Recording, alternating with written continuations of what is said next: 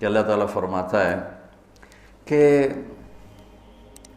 تمہیں خواہشات کی لذتوں نے دیوانہ بنایا ہوا ہے، تمہیں دنیا کی لذتوں نے دیوانہ بنایا ہوا ہے، اور ان دنیا کی لذتوں میں سب سے پہلے عورت ہے۔ اور اس میں کوئی شک نہیں ہے کہ اس دنیا کی سب سے خوبصورت چیز عورت ہے۔ اور ایک آپ کو اپنا تجزیہ بتاؤں کہ دنیا پھری اور پھر کبھی جنگل، کبھی عرش، کبھی فرش، میں جو شعر پڑھا کرتا ہوں، کبھی عرش پر، کبھی فرش پر، کبھی ان کے در، کبھی در بدر، کبھی عاشقی تیرا شکریہ میں کہاں کہاں سے گزر گیا۔ دنیا میں انسان کے علاوہ جتنے نر ہیں وہ بہت خوبصورت اور مادی انتہائی تھکی ہوئی، چوڑی۔ مور دیکھا ہے؟ مور نر دیکھا ہے؟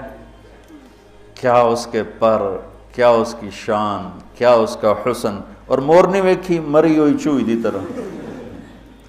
گھوڑے کو دیکھو، میرے والد صاحب گھوڑے رکھا کرتے تھے، تو ہم چھوٹے چھوٹے ہوتے تھے تو جو نر گھوڑے ہوتے تھے ایسے ان کا سر اٹھتا، اور گھوڑیاں ہی کرتی ہوتی تو ساری، حتیٰ کہ چوہا بھی سونا ہوتا ہے چوئی نہ دو۔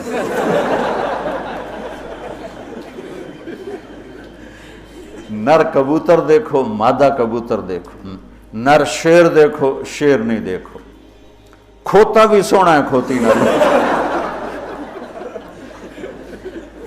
یہ میرا ایک تجزیہ ہے کہ انسان کے سوا جتنی مخلوق جاندار، اس میں نر خوبصورت ہے، مادہ اس کے مقابلے میں بالکل ماٹھی۔ اور انسانوں میں اس کے برعکس ہے، اس میں مادہ خوبصورت ہے، نر اس کے مقابلے میں نوکر ہی لگتا ہے بیچارہ۔ اللہ نے عورت کو حسین بنایا ہے، مرد سے زیادہ حسین اللہ نے عورت کو بنایا ہے۔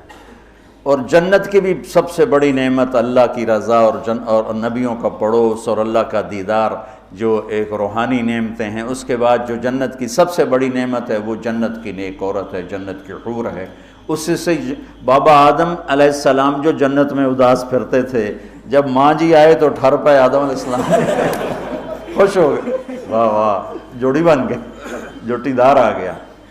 اور یہ بات تو آپ سب کو معلوم ہے کہ اللہ نے یوسف علیہ السلام کو سب سے حسین بنایا، لیکن یہ بات کم معلوم ہے کہ عورتوں میں سب سے حسین اللہ نے حوا کو بنایا، جیسے حوا۔ آج تک کوئی عورت ایسی خوبصورت نہیں پیدا کی گئی جیسے اللہ تعالیٰ نے حضرت حوا کو پیدا کی۔ تو انسانی لذتوں میں سب سے بڑی لذت، سب سے بڑی خواہش وہ اللہ نے عورت، نیک عورت دنیا کی سب سے بڑی نعمت ہے۔ الدنیا کلھا متاع وخیر متاعها المرأة الصالحہ، دنیا چند روزہ ساز و سامان ہے، اور اس میں سب سے اعلیٰ درجے کا ساز و سامان نیک عورت ہے، نیک عورت جس سے زندگی کی رونق ہے، جس سے زندگی میں حسن ہے، جس سے زندگی میں جمال ہے۔ عربوں میں دستور تھا مار پٹائی کا، تو جب مدینہ میں ایک ریاست قائم ہو گئی تو عورتوں نے آ کے شکایت کی ہمارے خامد ہمیں مارتے ہیں، تو آپ نے منبر پر کھڑے ہو کر غضبناک انداز میں کہا، جو عورتوں پہ ہاتھ اٹھاتے ہیں ان میں کوئی انسانیت نہیں۔ اس قدر شدید ڈانٹ پلائی، جو عورت پہ ہاتھ اٹھاتا ہے اس میں کوئی انسانیت نہیں، لا خیر فیہم، کوئی انسانیت نہیں ان۔ اور آپ نے فرمایا کہ خیرکم خیرکم لأہلہ، سب سے اعلیٰ درجے کا مسلمان وہ ہے جو بیوی کے ساتھ اچھا سلوک کرتا ہو۔ اور پھر فرمایا، اور میں اپنی بیوی کے ساتھ تم سب میں سب سے زیادہ اچھا سلوک کرتا ہوں۔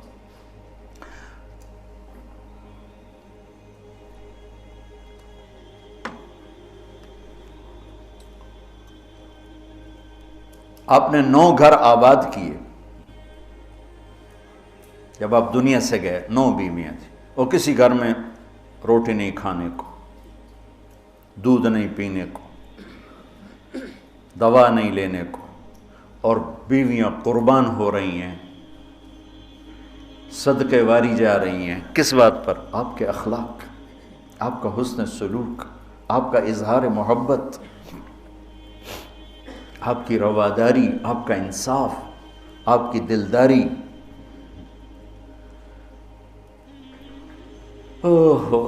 تو اللہ تعالیٰ کہہ رہا ہے تمہیں بڑی اچھی لگتی ہیں عورتیں پھر آگے نمبر 2 اولاد، پھر سونے چاندی کے ڈھیر، پھر بڑے خوبصورت گھوڑے، پھر جانور، پھر کھیتیاں۔ پھر اللہ کہتا ہے یہ تو دنیا کا تھوڑا سا ساز و سامان ہے، اللہ کے پاس بہت خوبصورت ٹھکانہ ہے۔ پہلے دنیا کا بتایا، ابھی ہم بیٹھے تھے، تمہارے استاد کہنے لگے ذہب سونے کو کہتے ہیں، اور ذہب ہے چلے جانا، یعنی یہ وہ چیز ہے جو چلی جاتی ہے، اور فضہ بھی ہے، ان فضہ سے ہے بھاگ جانا، بھگدڑ مچ جانا۔ تو سونے چاندی کے اندر ہی بھاگ جانے کا مطلب پڑا ہوا ہے، تو کون کس کے ساتھ یہ وفا کرے گا؟ لیکن انسان کی کمزوری اللہ نے بتائی کہ تمہیں عشق ہے، تمہیں تمہاری خواہش ہے میری بیوی ایسی ہو، میرے بچے ایسے ہوں، میرے پاس سونے چاندی کے ڈھیر ہوں، اور میرے پاس سواریاں ہوں، گھوڑے ہوں، میرے پاس لینڈ کروزر ہو، میرے پاس مرسڈیز ہو، میرے بڑے کھیت ہوں، بڑا زمیندارہ ہو، بڑا میرا ڈیرا ہو۔ یہ سارے تمہارے اندر کے خیالات ہیں جو اندر جنم لیتے رہتے ہیں، لیکن لو بھی لوگے تو کب تک لوگے؟ شیر شاہ سوری نے جب دلی کو فتح کیا، بہت اچھا بادشاہ تھا، بہت اچھا بادشاہ،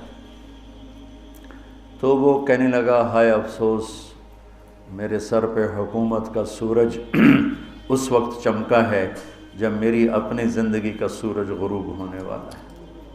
60 سال کی عمر میں اس نے فتح کیا دہلی کو، اور 66 سال کی عمر میں فوت ہو گیا۔ تو یہ ساری چیزیں کسی کو مل جائیں، پیدائشی طور پر مل جائیں، وقت کتنا ہے؟ 60 70۔ زیادہ بوڑھا ہو جائے تو اولاد ہی تنگ پہ جانے۔ مولانا صاحب دعا کرو ابا جی نو خیر ہو جاوے، یعنی ہوں ٹر جاوے، ماں جی تے رحمت ہو جاوے۔ لیکن اب اولاد سے خود سنا ہے کہ دعا کرو ماں جی سوکھے ہو جاؤ، مطلب مر کے مگرو لے جاوے۔ اولاد موت کی دعائیں مانگتی۔ تو اب اللہ اس کے تقابل میں لاتا ہے، قُلْ أَؤُنَبِّئُكُمْ بِخَيْرٍ مِّن ذَلِكُمْ۔ انبئ کا مطلب ہوتا ہے بار بار بتانا۔ لگتا ہے جو تمہیں نظر آ رہا ہے اس سے تو تم اثر لے رہے ہو، میں تمہیں بار بار بتاؤں گا، پوری جنت کو قرآن میں پھیرا دوں گا، کبھی یہاں کبھی وہاں، کبھی یوں کبھی یوں، کبھی نہر، کبھی باغ، کبھی حور، کبھی سونا، کبھی چاندی، کبھی لباس، کبھی کھانے، کبھی اپنی رضا، کبھی زندگی کا ابدی سرمدی ہونا۔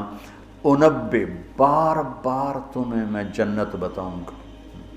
اللہ کے فضل سے بر صغیر میں جنت سب سے پہلے اللہ نے میری زبان سے کہلوائی، ورنہ کسی بڑے سے بڑے علامہ خطیب نے جنت کو نہیں کھولا تھا۔ سب سے پہلے جنت اللہ نے میرے ذریعے سے چلوائی، اور وہ بھی ایک عجب میرے رب کا نظام تھا۔ ہم نے بھی پڑھی تو نہیں تھی، نہیں ہمیں پڑھائی گئی تھی۔ جنت کے ابواب چلوائی، تیز گام چل رہی تھی، نہ پڑھنے والے کو پتہ نہ پڑھانے والے کو پتہ۔ تو میں سال لگا رہا تھا، 80 81 میں نے سال لگایا جماعت میں۔ تو فروری کا مہینہ تھا اور ہماری گجراں والے تشکیل تھی، اور کویت کا ایک عرب میرے ساتھ تھا، اکرم اس کا نام تھا، اصل کہیں وہ ترکی تھا لیکن نسلوں سے آباد تھا۔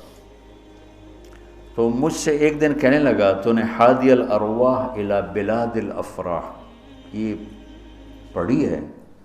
یقین میں نے کہا یہ کیا ہوتا ہے؟ وہ نام عجیب ہے نا، حادی الارواح الی بلاد الافراح۔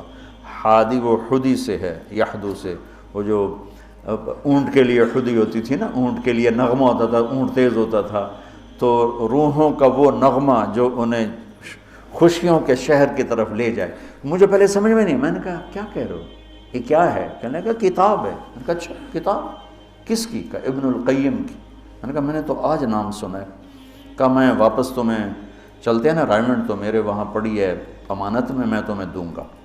تو ہماری 10 دن کی تشکیل تھی، ہم واپس آئے تو اس نے مجھے وہ کتاب پکڑائی، میں نے اس کو پڑھنا شروع کی۔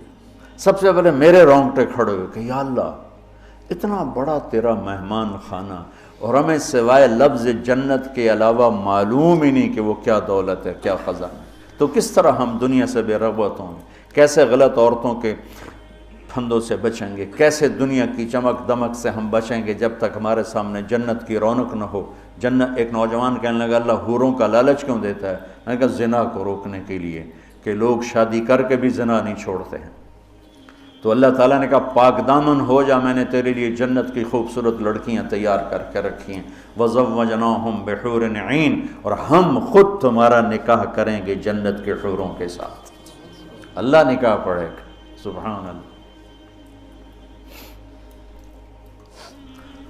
تو میں سال میں تو چل ہی رہا تھا، اور میرے اس وقت ہوئے تھے ستمبر، اکتوبر، نومبر، دسمبر، جنوری، 5 مہینے گزرے تھے، اور باقی 7 مہینے پڑے تھے۔ سب سے پہلے سال میں نے لگایا تبلیغ میں، پہلے 7 چلے ہوتے تھے۔ میں نے جنت کو شروع کیا، پڑھتا اور بولتا، جماعتوں میں تو پھر رہے تھے، ادھر پڑھنا ادھر بولنا، ادھر پڑھنا ادھر، وہ سارا ایک دم میری ہوا جو شہرت کی ایسے ہوا کی طرح میرا نام پھیل گیا کہ کبھی کسی نے جنت سنی نہیں تھی۔ وہ کہا ہم نے تو 70 سال عمر ہے، کوئی کہ 80 سال عمر ہے، کوئی کہ میری 50 سال عمر ہے، میری 60 سال عمر ہے، میں نے زندگی میں کبھی جنت کو نہیں سنا، میں نے پہلی دفعہ آپ سے جنت کو سنا۔ تو وہ جو میں پہلے مشہور ہوا لوگوں میں، وہ جنت کی وجہ سے کہ جنت کو میں نے بیان کرنا شروع کیا۔ سارا 1000 آیات ہیں جنت اور جہنم پر، اور کوئی بیان ہی نہیں کرتا۔ کون ہم مرنا چاہتا ہے؟ کون غربت چاہتا ہے؟ کون بیماریاں چاہتا ہے؟ کون دکھ چاہتا ہے؟ ہر ایک چاہتا ہے کہ ایک آئیڈیل لائف ہو، آئیڈیل گھر ہو، ایک خوبصورت زندگی ہو۔ تو اللہ نے کہا میں نے چھپا کے رکھی ہے، اب تھوڑے دن میری مان لو، پھر تم آ جاؤ، پھر دیکھو میں تمہیں کیسے دیتا ہوں۔ تو قل انبئکم بخیر من ذالکم، میں تمہیں یہ یہاں کی عورت، یہاں کی اولاد، یہاں کا سونا چاندی، یہاں کے گھوڑے، یہاں کی سواریاں، یہاں کی لینڈ کروزریں، یہاں کے جانور، یہاں کی زمینیں جائیدادیں تو تم دیکھ رہے ہو، تمہیں ایک اور جہان بتاؤں؟ ایک اور جہان بتاؤں؟ یا اللہ کون سا ہے؟ قل الذین اتقوا، وہ سب کے لیے نہیں ہے، وہ ان کے لیے ہے جو میرے یار بنیں گے، جو مجھ سے دوستی لگائیں گے، سب کے لیے نہیں ہے، یہ وہ ہیں جو میرے یار بنیں گے۔ للذین اتقوا، یہ ہمارے دیہاتی کہتے ہیں اللہ آپ پہ بشکش، اور یہ زیادہ پڑھے لکھے لوگ کہتے ہیں یہ ایم ہی ہمیں ڈرائی رکھتے ہیں، کچھ بھی نہیں ہے۔ تو ایسی بات نہیں ہے۔ اللہ تعالیٰ نے حسین اور یزید میں فرق کرنا ہے۔ رات کو شراب پینے والا اور رات کو نماز پڑھنے والا برابر ہو جائے گا۔ میرے نبی کے نواسے نے جان کیوں دے دی، نسل کیوں ذبح کروا دی؟ اگر یہی فیصلہ ہونا ہے کہ رات کو ناچنے والی، رات کو رونے والی برابر ہو جائیں، رات کو پوڑی بیچنے والا، شراب بیچنے والا، اور صبح سے شام تک حلال کمانے والا، تھک کے گھر جانے والا، اللہ ان کو برابر کر دے گا۔ سچ بولنے والا، جھوٹ بولنے والا برابر ہو جائیں گے، نماز پڑھنے والا، نہ پڑھنے والا برابر ہو جائیں گے، سود کھانے والا، حلال کھانے والا برابر ہو جائیں گے۔ تو پھر کربلاؤں کا مقصد کیا ہے؟ پھر تو ساری کربلاؤں کی تاریخ ختم ہو جاتی، ختم ہو جاتی، انسانیت نام کی کوئی شے نہیں رہ جاتی۔ تو میرے رب نے وَامْتَازُوا الْيَوْمَ أَيُّهَا الْمُجْرِمُونَ کا اعلان کیا ہے۔ ام نجعل الْمُتَّقِينَ كَالْفُجَّارِ أَفَنَجْعَلُ الْمُسْلِمِينَ كَالْمُجْرِمِينَ مَا لَكُمْ كَيْفَ تَحْكُمُونَ۔ تو قرآن بتا رہا ہوں، سورہ کیا نون القلم، کہ تمہارا دماغ خراب ہو گیا ہے کہ میں فرما بردار اور نافرمان کو ایک جیسا ڈیل کروں گا؟ تمہارا دماغ خراب ہو گیا۔ ایک آدمی رات کو زنا کر رہا ہے، ایک مصلی پہ بیٹھا رو رہا ہے، ان دونوں کو اللہ برابر کر دے گا؟ تو للذین اتقوا، ہم نے ایک بڑا اسپیشل پروگرام، پیکج، لیکن ہے تقوی والوں کے لیے۔ اچھا، تقوی والا بننا کوئی مشکل کام ہے؟ یہ کوئی ایسی آسمانی چیز ہے، آفاقی چیز ہے؟ قرآن کا پہلا صفحہ دیکھو، کتنا آسان کام ہے تقوی والا بننا۔ ہدی للمتقین، یہ ہدایت ہے تقوی والوں کے لیے۔ کون ہوتے ہیں؟ الذین یؤمنون بالغیب، جو غیب پہ ایمان لاتے ہیں۔ تو ہم سب غیب پہ ایمان لائے ہوئے ہیں نا۔ وَيُقِيمُونَ الصَّلَاةَ، اور نماز پڑھتے ہیں۔ تو ہم نماز پڑھتے ہیں نا۔ وَمِمَّا رَزَقْنَاهُمْ يُنْفِقُونَ، جو ہم نے دیا ہے اس میں سے خرچ کرتے ہیں۔ تو کوئی خرچ کرتے تو ہوگے نا، مولوی ہوتا تو بخیل ہے، تو چلو کچھ تھوڑا بہت تو خرچ کرتے ہوگے نا۔ وَالَّذِينَ يُؤْمِنُونَ بِمَا أُنزِلَ إِلَيْكَ، جو قرآن پہ ایمان لائے، وما انزل من قبلک، جو تورات زبور انجیل پہ ایمان لا، بتاؤ اس میں سے کون سی مشکل ہے؟ ایمان لانے میں پھر ساری شرطیں آ جائیں گی نا۔ یہ کہا جا سکتا ہے یہ کیسا تقوی ہے، روزے کا ذکر ہی نہیں، زکوٰۃ کا ذکر ہی نہیں، حج کا ذکر ہی نہیں، تو والذین یؤمنون بما انزل الیک، جو قرآن پہ ایمان لائے تو زکوٰۃ بھی دینی پڑے گی، حج بھی کرنا پڑے گا، سچ بھی بولنا پڑے گا، جھوٹ بھی چھوڑنا ہوگا، حرام بھی چھوڑنا ہوگا، وہ تو سارا اس میں آ گیا۔ تو للذین اتقوا، تقوی والا کوئی آفاقی ہو تسی تو جو بڑے تقوی والے ہو، ارے بھائی ہر مسلمان بڑی آسانی سے تقوی والا بن سکتا ہے، چند تو چیزیں ہیں، کر لو تو تقوی آ جائے گا۔ چلو ٹائم ختم ہو گیا، پھر جنت کل بتائیں گے۔ اللہم لک الحمد کما انت اہلہ، فصلی علی محمد کما انت اہلہ، وفعل بنا ما انت اہلہ، انک اہل التقوی و اہل المغفرہ۔ میرے مولا یہ تیرا گھر جو تو نے بنایا ہے، سجایا ہے، ہمارے بھی نصیب فرما دے، اور یا اللہ تو نے جو اس دنیا میں شیطان کے پھندے بتائے ہیں، ہمیں ان پھندوں سے نجات عطا فرما۔ ہم بڑے کمزور ایمان والے ہیں میرے آقا، ہماری اتنی طاقت نہیں کہ شیطان سے لڑ سکیں، ٹکر لے سکیں، تو اپنے حبیب کے صدقے ہمیں شیطانی پھندوں سے بچا، اور ہمیں اپنا بنا، تقوی والا بنا، زہد والا بنا، انابت والا بنا۔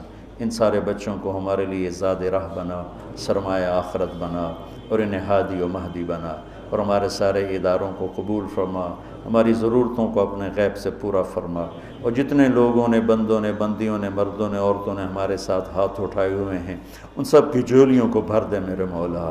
سب کے دکھڑے ہیں، سب کے شکوے ہیں، سب کے پریشانیاں ہیں، اپنے فضل و کرم سے ان مبارک راتوں کی طفیل سب کی جھولیوں کو بھر دے میرے آقا، سب کو خوشیاں دے دے، غم ان کے سمیٹ لے، خوشیاں ان کے گھروں میں بھر دے، ڈال دے۔